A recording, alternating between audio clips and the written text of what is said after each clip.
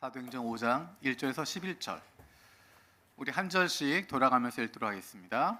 아나니아라는 사람이 그의 아내 삽비라와 더불어 소유를 팔아 그 값에서 얼마를 감추매 그 아내도 알더라.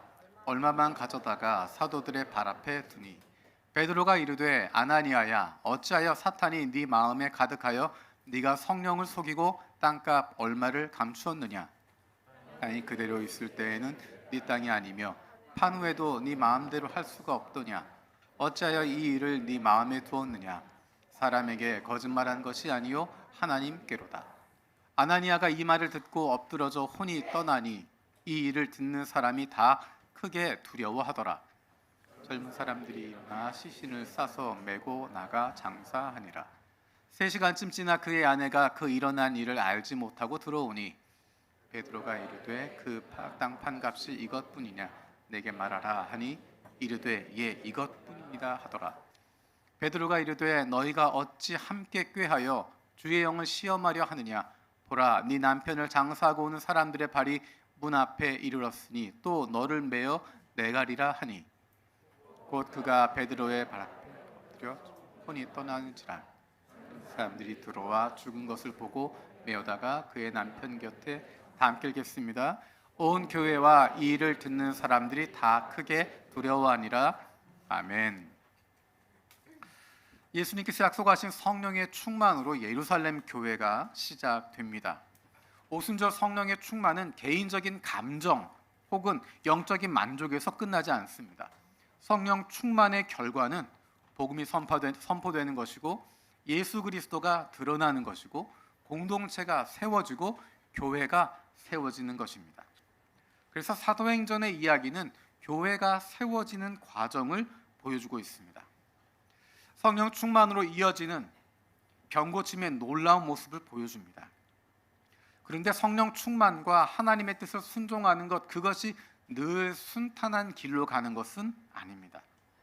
하나님의 뜻에 순종하기 때문에 오히려 방해를 받기도 하고 어려움을 당하기도 합니다. 하지만 그런 방해가 하나님의 일하심을 막을 수는 없습니다. 그동안 사도행전 1장에서 4장까지 살펴봤던 제목들 여러분 한번 기억해 보십시오. 제가 제목을 읽어드릴 테니까 한번 제목을 들으면서 그 내용을 한번 떠올려 보십시오. 사도행전 1장 이렇게 시작했습니다. 새로운 희망. 그러나 성령이 내리시면 너희는 어떤 이름으로 남을 것인가?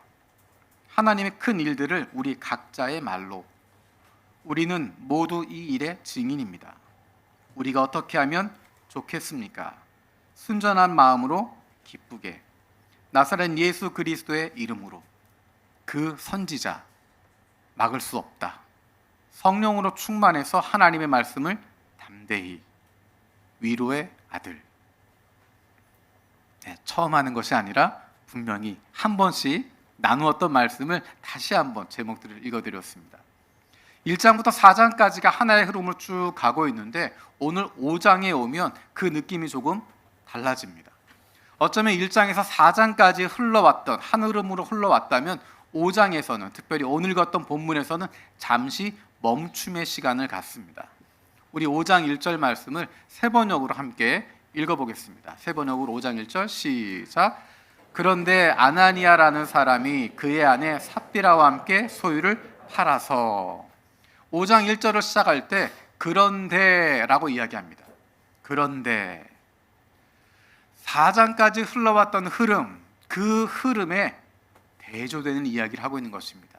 4장까지 이렇게 흘러왔는데 이렇게 왔는데 그런데 또 한 가지는 1절 이후에 등장하게 되는 아나니아의 이야기를 아나니아와 삽비라의 이야기가 바로 앞에 나와 있는 바나바의 이야기와 대조되기 때문에 그런데라고 하는 표현을 사용하게 됩니다.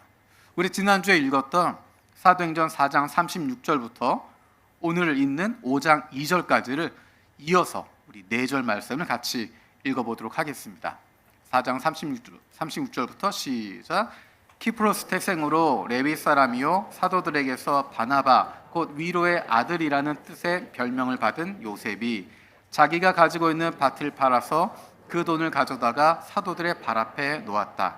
그런데 아나니아라는 사람이 그의 아내 삽비라와 함께 소유를 팔아서 그 값에 얼마를 따로 떼어 놓았는데 그의 아내도 이것을 알고 있었다. 그는 떼어 놓고 난 나머지를 가져다가 사도들의 발 앞에 놓았다.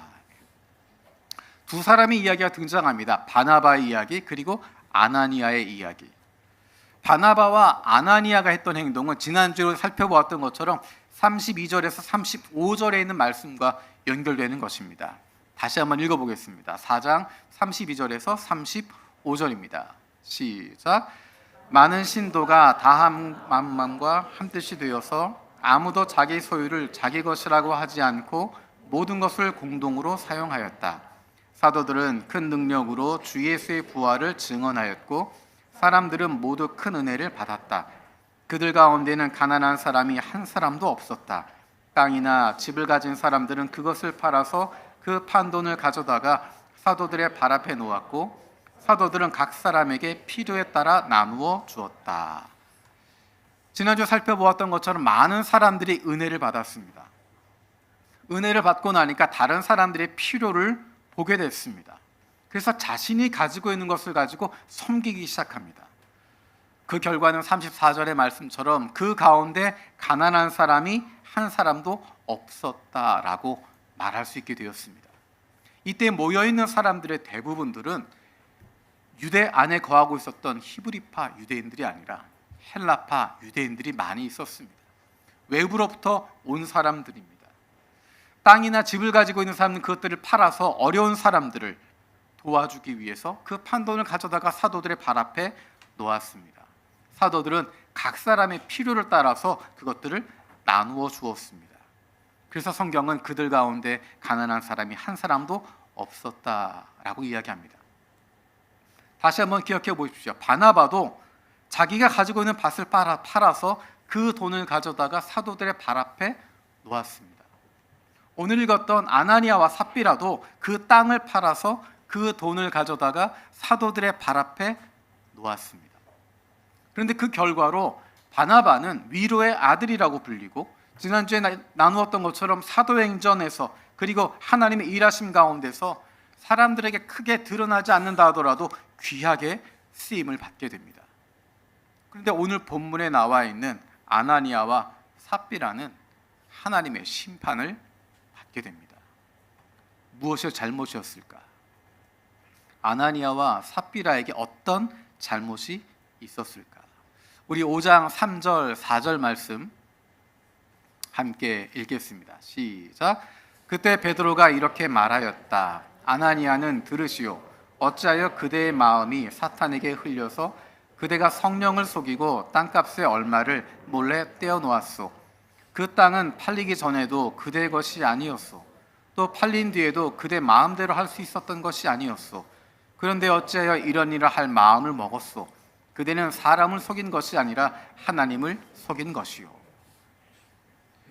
땅을 팔아서 헌금한 것, 사도들 앞에 둔 것, 그것이 문제가 아니라 이 돈이 땅을 판 돈 전부입니다 라고 거짓말을 했다는 것입니다.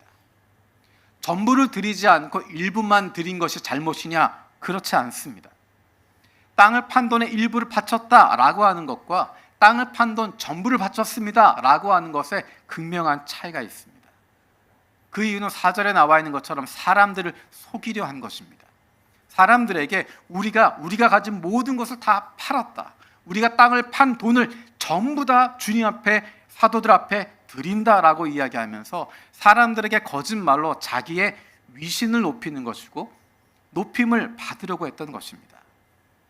사람들 앞에서 생각하고 그러다 보니까 하나님은 인식하지 못하고 있는 것입니다. 예루살렘 교회가 1장에서 4장까지 지나가는 동안에 예루살렘 교회가 성장하게 되는데 그것이 사람들에 의한 것이 아니라 하나님께서 주시는 은혜라고 하는 것. 하나님이 주신 은혜라고 하는 것은 하나님의 눈길 아래서 이루어졌다라는 것을 분명히 보여주는 사건이 오늘 읽었던 아나니아와 삽비라의 사건입니다. 눈에 보이는 사람들이 아니라, 눈에 보이는 사람들에게 인정받기 때문이 아니라, 눈에 보이는 사람들 때문이 아니라 눈에 보이지 않는 하나님께서 교회의 중심이라고 하는 것을 분명하게 보여주는 사건입니다. 처음에 이야기했던 것처럼 1장부터 4장까지 하나의 흐름으로 달려오고 있습니다. 그것을 통해서 새롭게 만들어지고 빠른 속도로 성장하고 은혜가 넘치는 예루살렘 교회입니다. 그런데 이 5장의 내용은 그렇게 빠른 속도로 성장하고 은혜가 넘치고 있었던 예루살렘 교회 초기에 일어나는 사건입니다. 잠시 멈추게 되는 사건입니다. 잠시 돌아보게 되는 사건입니다. 마치 이 아나니아와 삽비라의 사건은 출애굽한 이스라엘 백성들이 가나안에 들어가서 첫 번째 놀라운 승리를 거두었던 여리고성 전투, 그 이후의 모습을 보여주는 것 같습니다. 하나님께서는 여호수아에게 여리고 성에서의 전투를 어떻게 하라라고 하는 것을 분명하게 지침을 주십니다. 이것은 단순히 땅을 빼앗는 전쟁을 의미하는 것이 아닙니다. 단순히 정복 전쟁을 의미하는 것이 아니라 거기엔 깊은 영적인 의미가 담겨져 있습니다.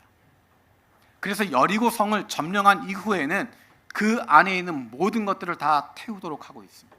개인이 노획하거나 그것을 승전물로 가져가는 것이 아니라 이거는 하나님께 바쳐야 된다, 하나님께 드려야 된다라고 이야기하며 여리고성 전투의 의미를 영적인 것으로 분명하게 이야기하고 있습니다.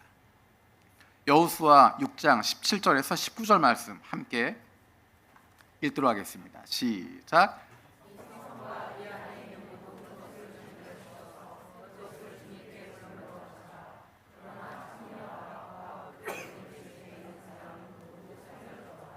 그 여인은 우리가 보낸 정탐꾼을 숨겨주었다. 너희는 전멸시켜서 바치는 희생제물에 손을 댔다가 스스로 파멸당하는 일이 없도록 주의하여라.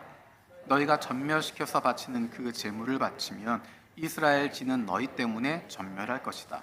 모든 은이나 금, 붓이나 철로 만든 그릇은 다 주께 바칠 거룩하게 구별하여 주의 금고에 넣도록 하여라. 여호수아를 자세히 읽어보면 어떤 전투에 있어서는 그 전리품을 백성들이 나누어 갖도록 하고 있습니다.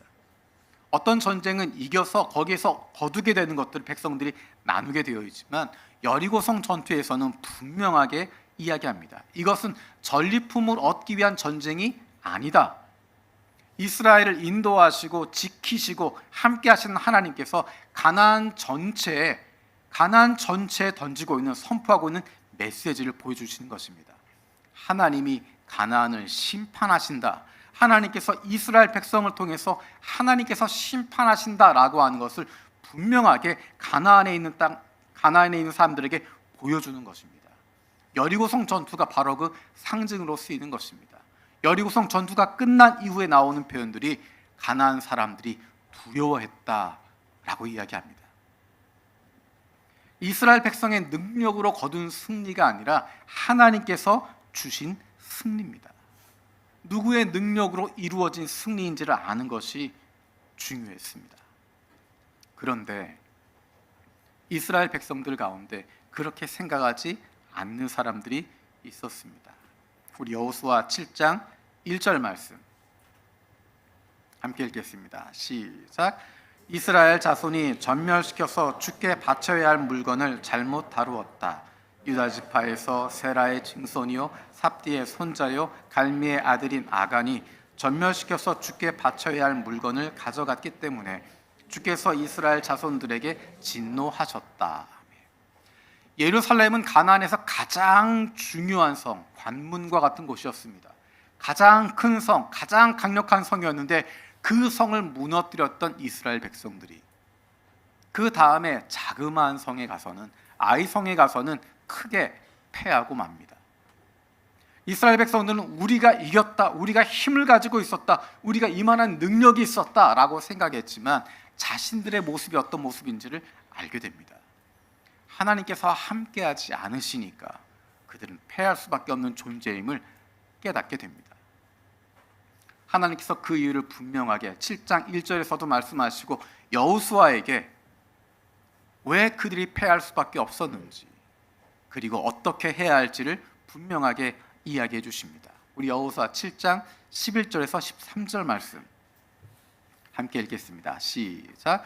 이스라엘이 죄를 지었다. 나와 맺은 언약 지키라고 명령한 그 언약을 그들이 어겼고 전멸시켜서 주께 바쳐야 할 물건을 도둑질하여 가져갔으며 또한 거짓말을 하면서 그 물건을 자기들의 재산으로 만들었다. 그래서 이스라엘 자손은 원수를 대적할 수 없었고 원수 앞에서 패하여 물러섰다. 그들이 자청하여 저주를 불러들여서 그들 스스로가 전멸시켜야 할 물건이 되었기 때문이에 너희들 가운데서 전멸시켜 주께 바쳐야 할 물건을 없애지 아니하면 내가 다시는 너희와 함께 있지 않겠다. 일어나서 백성을 성결하게 하여라. 너는 그들에게 말하여라. 너희는 스스로 성결하게 하여 내일을 맞이할 준비를 하여라. 주 이스라엘의 하나님께서 이렇게 말씀하신다. 이스라엘아, 너희 가운데 전멸시켜서 주께 바쳐야 할 물건이 있다. 그것을 너희 가운데서 제거하기 전에는 너희의 원수를 너희가 대적할 수 없다. 여기에서 범죄했던 사람 아간이라고 하는 이름이 등장합니다. 그 사람은 아마도 사람들이 알겠어? 라고 생각했을 것입니다. 그 많은 물건들이 있고 그 많은 것들이 있는데 그 중에 일부를 내가 숨긴다고 사람들이 알겠어?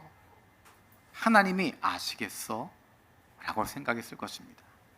그리고 어쩌면 이스라엘 백성 가운데 많은 사람들이 이거를 다 바쳐야 되나? 이거를 다 태워버려야 되나? 굳이 그렇게 해야 되나? 그 마음속에 내가 하나님 말씀 순종하지 않는다고 사람들이 알겠어? 하나님께서 내가 이렇게 하는 것 아시겠어? 라고 하는 마음을 품고 있었을 것입니다. 그런데 하나님께서 그들의 마음을 정확하게 알고 계심을, 그 가운데 그런 마음을 품고 있었던 사람, 그리고 그 죄악을 행했던 사람을 구체적으로 지목하시고 그 사람을 불러내십니다. 구약에서 하나님께서 뜻을 보여주는 구체적인 방법이 제비를 뽑는다, 주사위로 뽑는다라고 하는 표현입니다. 누가 죄를 범했는지 하나님께서 구체적으로 보여주십니다.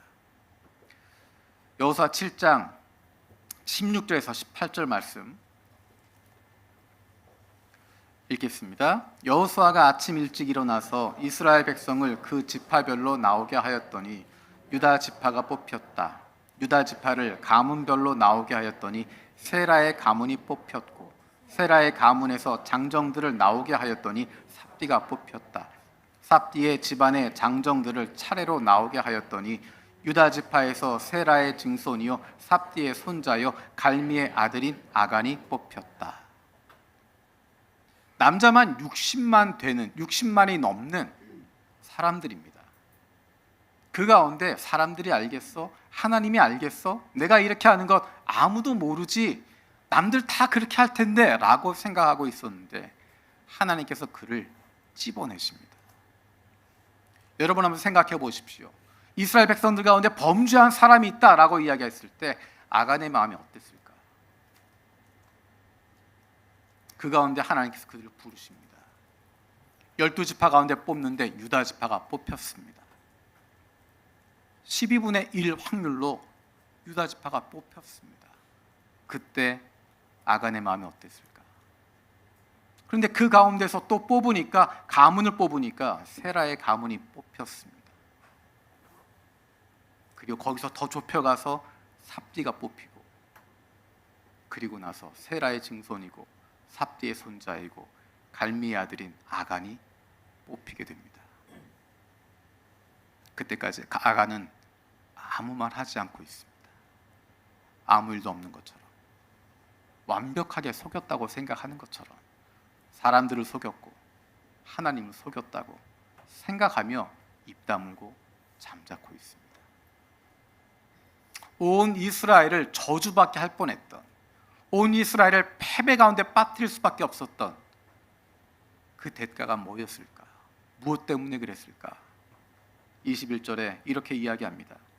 제가 전리품 가운데 신할에서 만든 아름다운 외투 한 벌과 은 200세겔과 50세겔 나가는 금덩이 하나를 보고 탐이 나서 가져갔습니다. 그것 때문에, 그 작은 것 때문에 하나님의 뜻을 거스르게 되고 그 많은 이스라엘을 진노 가운데 빠뜨리게 했던 것입니다. 여리고 성의 정복이라고 하는 것은 가나안 정복의 처음 시작이었습니다. 그 이후로 가나안 땅을 완전히 정복하게 됩니다. 여리고에서의 승리는 놀라운 승리입니다. 도저히 거둘 수 없는 승리를 거두게 된 것입니다. 그래서 그 승리 가운데 도취해 있을 때 이 승리가 우리의 능력으로 된 것처럼, 우리가 했던 것처럼, 그리고 그들이 이집트 땅에서부터 가지고 있었던 거짓된 태도, 거짓된 마음, 사람들을 속이고 하나님을 속여왔던 그들의 거짓된 태도에 대해서 하나님께서 가나안 땅의 본격적인 정복 전쟁 이전에 그들의 거짓을 드러내시고 심판하심을 통해서 온 이스라엘 백성들이 깨어날 수 있도록 만들어 주십니다. 놀랍게도 앞으로 이후에 나오는 가나안에서의 전쟁에서는 하나님 말씀하시는 대로 모두가 순종합니다. 하나님이 말씀하시면 말씀하시는 대로 이것은 가져도 된다 그러면 가질 수 있고, 이것은 하나님께 다 드려야 된다 그러면 다 드리게 되고, 완전히 멸해야 된다 하면 완전히 멸하게 되고, 하나님 말씀하시는 대로 순종하게 되고, 사람들이 보기 때문이 아니라 하나님께서 보고 계신다는 것을 알기 때문에 거기에 순종하게 됩니다. 예루살렘 교회가 조금 전에 이야기했던 것처럼 급속히 많은 사람들이 몰려들기 시작했습니다. 베드로와 요한을 통해서, 그리고 사도들을 통해서 행하는 많은 표적과 놀라운 일들을 통해서 많은 사람들이, 수천 명의 사람들이 예수님께로 나오게 되고 그 공동체 안에 들어가게 됩니다. 그런데 그 안에, 그 성장 안에, 그 놀라운 성장 안에 감추어져 있었던 거짓된 태도를 하나님께서 드러내시는 것이고 그것을 심판하시는 것입니다. 눈에 보이는 사람이 아니라 눈에 보이지 않는 하나님을 어떻게 인식해야 하는지를 다시 한번 보여주시는 것이고, 이 사건을 통해서 이후로 예루살렘 교회는 눈에 보이는 사람들이 아니라 눈에 보이지 않는 하나님에게 의지하게 되고, 눈에 보이지 않는 하나님을 중심으로 생각하게 되고, 눈에 보이지 않는 하나님의 뜻을 맞추어 나가게 됩니다. 그래서 그 결론으로 5절엔 이렇게 이야기합니다. 아나니아는 이 말을 듣고 그 자리에서 쓰러져 숨졌다. 이 소문을 듣는 사람들은 모두 크게 두려워하였다. 11절도 마찬가지입니다. 온 교회와 이 사건을 듣는 사람들은 모두 크게 두려워하였다. 우리는 쉽게 생각합니다. 사람들이 알겠어? 하나님이 아시겠어? 성경 분명히 이야기합니다. 눈에 보이지 않는 하나님께서 알고 계신다. 하나님은 알고 계신다. 요한계시록에서 예수 그리스도께서 아시아 7교회를 향해서 반복적으로 말씀하신, 내가 너의 행위를 알고 있다. 네 마음에 뭐가 있는지 내가 알고 있다. 예루살렘 교회를 향해서 하나님께서 보고 계신다. 성령께서 너의 행위를 알고 있고 너의 중심을 알고 있다라고 하는 메시지를 분명히 보여주시는 것입니다. 그래서 나오는 사람들의 반응이 하나님을 크게 두려워하였다라는 것입니다. 무엇을 두려워합니까? 하나님께서 알고 계시는구나. 하나님이 보고 계시는구나. 하나님께서 살아계심을 경험하기 때문에 두려움을 갖는 것입니다. 눈에 보이는 사람을 속일 수 있습니다. 하지만 눈에 보이지 않는 하나님을 속일 수 없다라고 하는 것을 경험하는 것을 통해서 오는 두려움입니다. 아간의 사건을 통해서 이스라엘 백성은 하나님 앞에서 거룩해질 수 있었습니다. 아나니아와 삽비라의 사건을 통해서 예루살렘 교회는 하나님 앞에서 거룩해질 수 있었습니다. 그런데 오늘 읽었던 본문이 안타까운 이유는 죄를 깨닫고 하나님께로 돌아설 수 있는 기회를 거부해 버렸다라는 것입니다. 아직 돌아설 기회를 주셨습니다. 그런데 그 기회를 거부해 버립니다. 마음에 찔림이 있는 것을 통해서 돌아설 수 있도록 기회를 주셨는데 그 기회를 거부해 버립니다. 우리 6절에서 10절 말씀 함께 읽겠습니다. 6절에서 10절입니다.